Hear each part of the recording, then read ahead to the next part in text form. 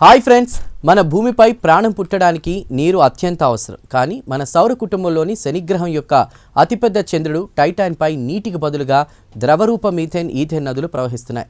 అక్కడ కూడా జీవరాశి మనుగడ సాగించే అవకాశం ఉందని శాస్త్రవేత్తలు గుర్తిస్తున్నారు. ఈ ప్రత్యేక కథనంలో నాసా ప్రయోగిస్తున్న డ్రాగన్ ఫ్లై మిషన్ వెనుకున్నటువంటి ఆ ఖగోళ వివరాలను ఇప్పుడు తెలుసుకుందాం. ఈ అన్వేషణను NASA, Johns Hopkins applied physics laboratory సంయుక్తంగా నిర్వహిస్తున్నాయి. మన భూమి వాతావరణం కొన్ని కోట్ల ఏళ్ల క్రితం ఎలా ఉండేదో టైటాన్ ప్రస్తుతం అచ్చం అలాగే ఉందని ప్రొఫెసర్ ఎలిజబెత్ టర్టిల్ నేతృత్వంలోని బృందం వివరిస్తోంది. అక్కడ పడే మీథేన్ వర్షం, ఇంకా గడ్డకట్టిన మంచు కొండల మధ్య ప్రాణం పుట్టే ప్రక్రియను వారు విశ్లేషిస్తున్నారు. భూమిపై నీటి చక్రం ఎలా ఉంటుందో టైటాన్పై మీథేన్ చక్రం అలాగే సాగుతుంది.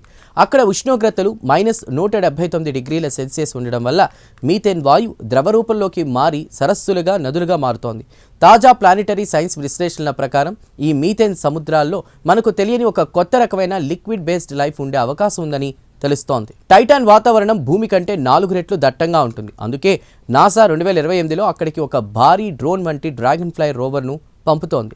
ఇది ఒక చోటు నుండి మరో చోటుకి ఎగురుకుంటూ వెళ్లి అక్కడి మట్టిలోని ఆర్గానిక్ కాంపౌండ్స్ను విశ్లేషిస్తుంది. నిజానికి టైటాన్పై కార్బన్ సమ్మేళనాలు అత్యంత సమృద్ధిగా ఉన్నాయి. ప్రాణం పుట్టడానికి అవసరమైన ప్రీబయోటిక్ రసాయనాలు అక్కడ ద్రవ రూపంలో ఉండడం శాస్త్రవేత్తలను ఆశ్చర్యపరుస్తోంది. తాజా ఆస్ట్రోబయాలజీ విశ్లేషణల ప్రకారం ఒకవేళ అక్కడ జీవం ఉంటే అది నీటిపై కాకుండా మీథేన్పై ఆధారపడి ఉంటుంది.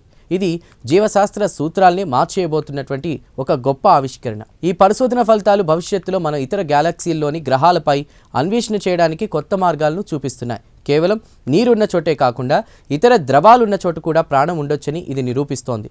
విశ్వం తన ఒడిలో ఎన్ని రకాల జీవరాశులను దాచుకుందో అర్థం చేసుకోవడానికి టైటాన్ ఒక ప్రయోగశాలగా మారింది. టైటాన్పై మీథేన్ నదుల పరిణామం, ప్రకృతి తనలో దాచుకున్న వైవిధ్యాన్ని మనకు పరిచయం చేస్తున్నట్లుగా ఉంది.